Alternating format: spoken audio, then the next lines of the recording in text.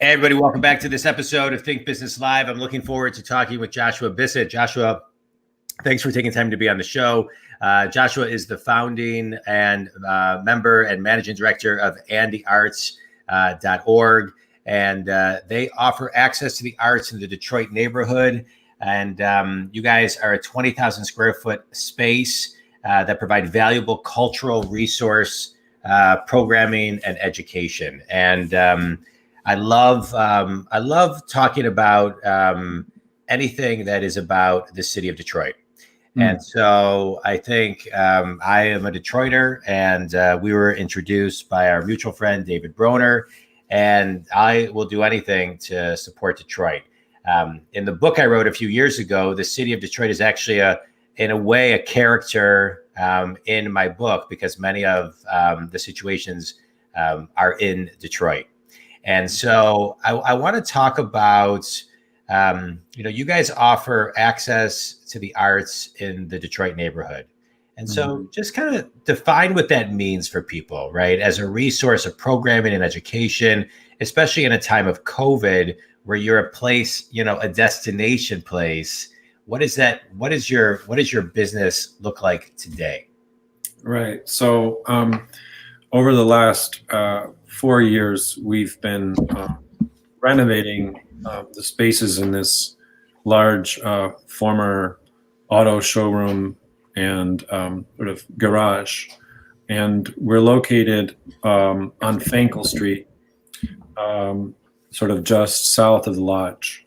So there's really not a lot of public space infrastructure here at all. And so our immediate vision is really to stabilize the building and just be able to offer, there's a community fundraising meeting for Detroit Soup, which is a micro donation fundraiser. Can you do this? Well, yeah, we have a heated space, we have tables, we have chairs, and people can just get together in their neighborhood in a safe and sort of attractive environment. Yeah. So that, just offering that basic infrastructure of safe, clean space that's equipped with lights, sound, microphones has just been a real benefit to our community. So that's sort of like at the most basic level of what we're offering. And then I have a question. I have a question for you, Joshua. Talk a little bit about your community, because what I love talking I love talking to companies who have always thought about community, right? Right now it's very, there's an app called Community. Companies are doing their best to build communities, and they're trying to figure out how to do it, when really you can look at resources like your own, who were built on the foundation of community within communities. And so how did you build the community and attract the people that would, be coming to Andy Arts? Right. Well, I came in here to this space 4 years ago with two other founders, kind of blind from the New York City area. We're an arts and culture nonprofit, looking for a great open space to form a performing arts center. So that's how we started. But then what evolved was the immediate need to enmesh ourselves in people who live and work here. So that's pretty much 100% African-American, largely lower income community. So we had a lot of bridge building, trust building to do with our immediate community. And that sort of started with Mr. Andy Jones, for whom we named the project and the space after. Andy is a longtime neighbor who's befriended us and just been super positive about us being here, just taking care of the building. So it's really like choosing every day to say yes to relationships in your immediate vicinity. Yeah. And that's what then creates the bonds which say, oh, can I have my son's birthday party here? Or can we have our neighborhood meeting here because we were expecting 50 people and not 20? So it's a little by little thing, and I think it takes between 5 and 10 years to really root yourself in a community and become of and essential to a community. Yeah. And I love what and I love what you're talking about, because I think we're in kind of a time right now where there's so much instant gratification, right? You have 7 seconds for somebody to get to your website to figure out what you do. And, you can launch something on Instagram and do videos and, get X amount of likes and X amount of comments. And there's so much instant gratification, but I agree with you. Taking time to build community takes time, whether it's, grassroots like you're doing, or building a community online. Everything, I mean, most things don't go viral, and everything takes patience and time. And so when you rewind that, what are some of the things that you need to do day in, day out that may be tedious and maybe boring and may seem like sometimes you're not getting anywhere, but then all of a sudden it compounds and things happen? So what are some of those things, and what guidance would you give for somebody who's building a community in regards to, the patience, right? The delayed gratification and what you got to plant every day to grow. So, I can just give you an example. This morning, there's an organization called Detroit Horsepower, which is going to be building a urban equestrian center across the street, God willing, from Andy Arts. And he has a long-term vision. It's 3 years down the road that he's hopefully going to start the build-in. But right now, he's starting to do community meetings. Mm-hmm. So the email goes out, and then you get it in the list of other 50, 60 emails that you get. And then you have to put that meeting on your calendar at that moment. And then you get another request for a small neighborhood meeting that you may really have very ancillary relationship with the issues, but these are people that live in the neighborhood. They're in your geographical community, and then they're actually in your community of future clients. So it's like basically taking every opportunity you can to make your presence felt in any kind of public forums that there are in your community and whatever you consider your community. And that can also often, you can just be a bit player and a listener in a lot of those instances. But what can result all that is all of a sudden you have 7 people from the city of Detroit who are making decisions for your community. And in our case, our venue hosted a big sort of powwow about development.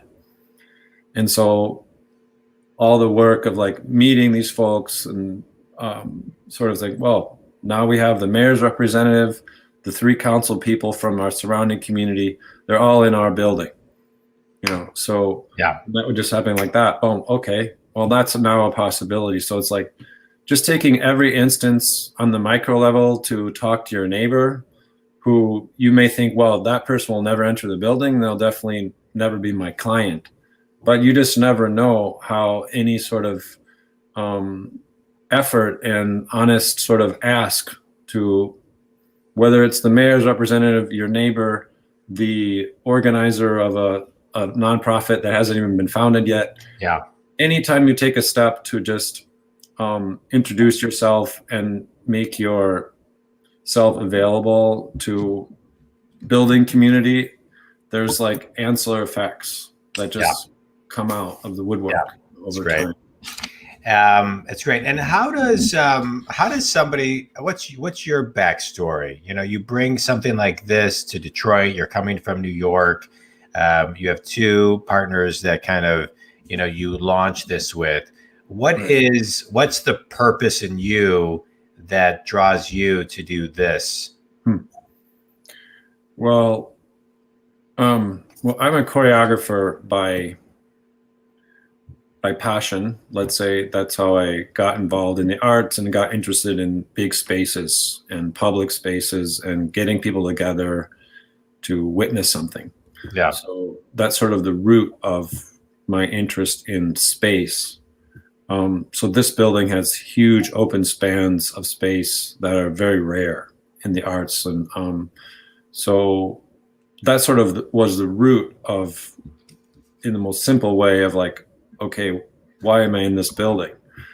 But then beyond that, I think there's a need right now that we all feel to define spaces and places where people can gather.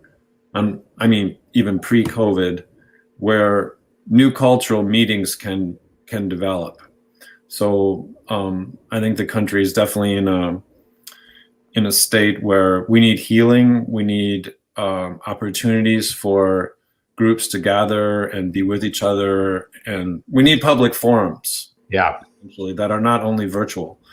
So I think that's really become a big part of my drive as just an American. Yeah. To say, okay, I made it possible to have this big, safe space where people can come and witness each other's art, of all different kinds, and hopefully that can just facilitate dialogue in some tangential ways that I can't even expect. So I think that's also a big drive for us now, years later, 4 or 5 years later, that how can this project just facilitate a larger dialogue, a larger healing process? Yeah. If it's the relationship between Detroit and the suburbs, and Detroit and the rest of the nation, this neighborhood in itself, but how can this space just sort of move energy along, that needs to move? And I think that's something that really motivates me.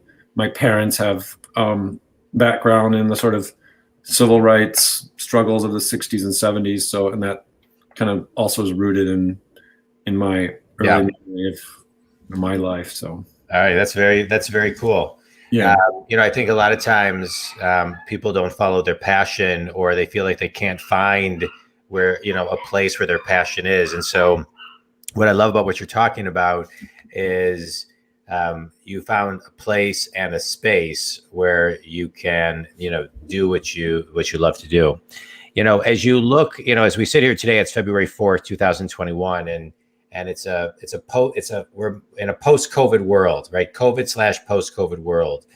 And so what do you think the arts will have more meaning to people moving forward, or maybe some people took things for granted, and they'll be able to, I think COVID caused people to kind of stop and pause and reflect and slow down. And I think art is something that, people need to take a moment and appreciate it. And so where do you think the love of arts will moving forward? Well, art is really a lens in which we see ourselves, right, in our history and our world as it is. So I think there's just a huge amount of processing that needs to happen. Yeah. With the traumas that we've been through of every kind in 2020. And so I think people are going to be really hungry to hear new plays, new music, new visual exhibits that just sort of try to process all these incredible questions about, wow, we faced a crisis. How did we do? What if this happens again? Like, what's the state of our union? Like, these are like questions that can't seem to be answered by politics and by GDP figures, or I think that the arts people, I believe that people will be paying more attention to artistic visionaries who are able to sort of articulate, like the poet Amanda Gorman, who did. Oh, she's amazing. Yeah.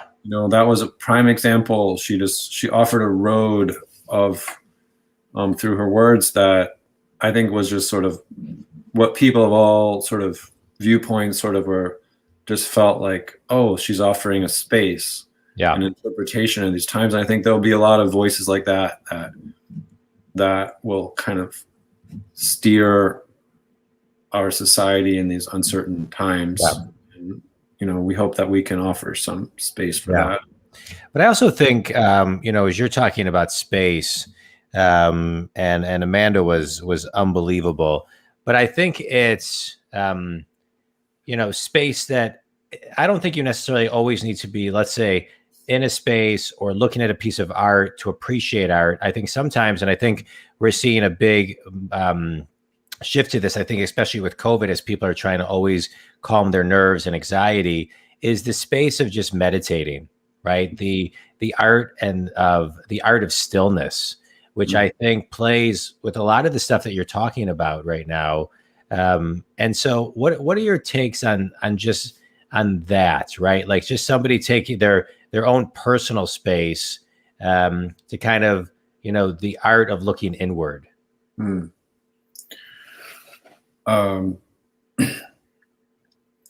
Well, it's certainly very challenging to make that choice to not look at your social media, not check your email, turn off your phone, and be prepared to be silent for a given amount of time.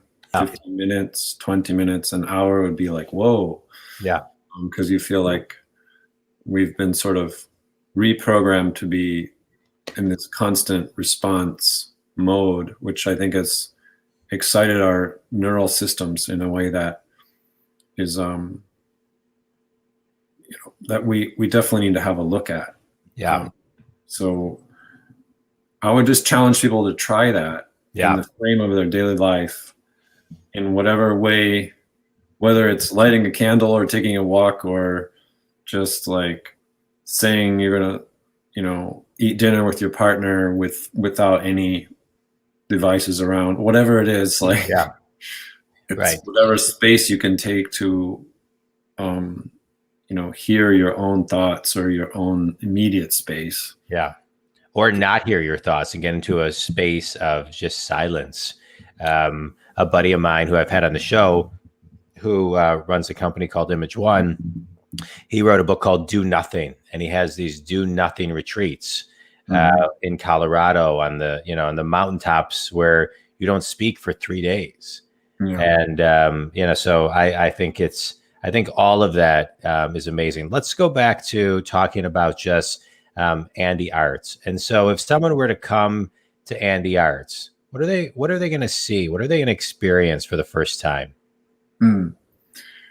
Well, we have, if someone's walking through our front door, which is on Fankel Street, they walk into a lobby space where we have like a sort of reception area. There's a small kitchenette. There's a large blackboard on the wall that anybody can write on. And then to the left, there's an archway which leads to a large dance studio. And then through another hallway, people can enter into what was originally a separate building that was added on. It's a huge open garage space where we have our theater venue.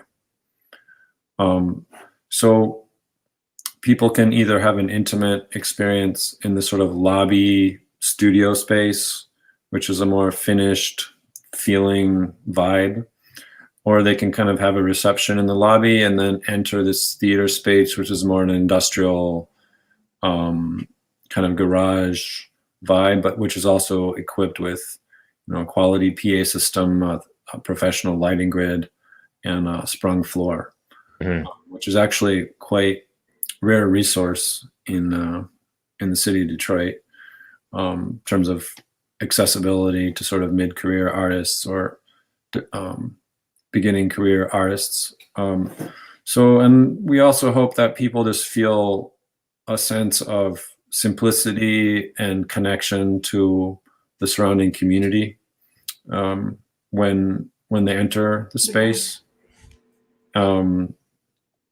And there's also, we have on the bar area, we have a collection of quotes from neighborhood kids that we gathered that are sort of written under the bar area, sort of inspirational feedback.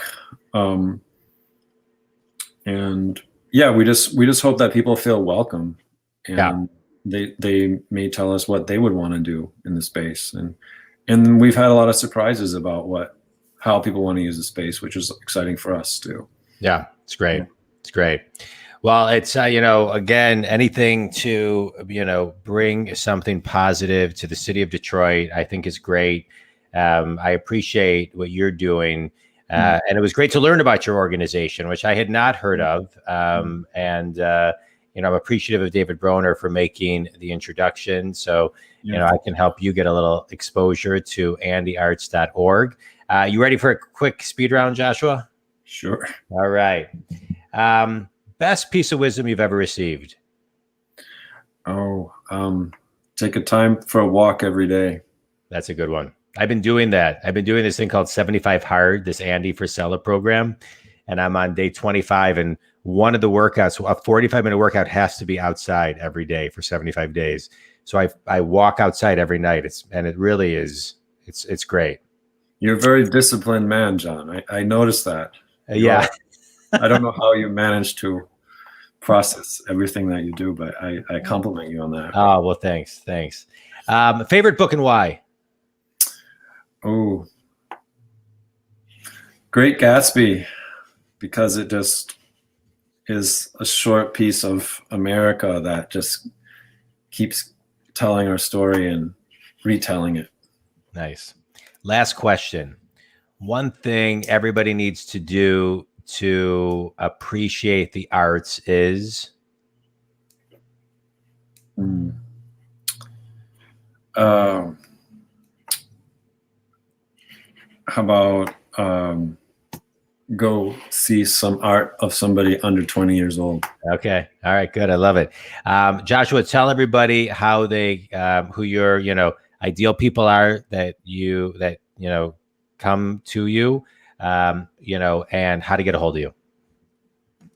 Sorry, what was the first part of that? Just, who your ideal clients are, who your ideal, right. People that come to your studio, come to the or Andy Arts and just how to connect with you guys. Well, we welcome all artists here who are looking for a palette, a space, an open space to achieve their visions. And we also particularly welcome Detroiters who feel like they may not have the resources to create what they want to create. And we are a open container for you. And you can reach out to us just by going to andyarts.org. Great. I love it. Well, I appreciate you being on the show. Thanks for sharing about andyarts.org, a little bit of your story, and all the great things that you're doing for the city of Detroit. So thank you so much. Think community, if Andy Arts is something you want to check out, reach out to Joshua or go to andyarts.org. Thanks, everybody. Josh, thanks so much. Appreciate it.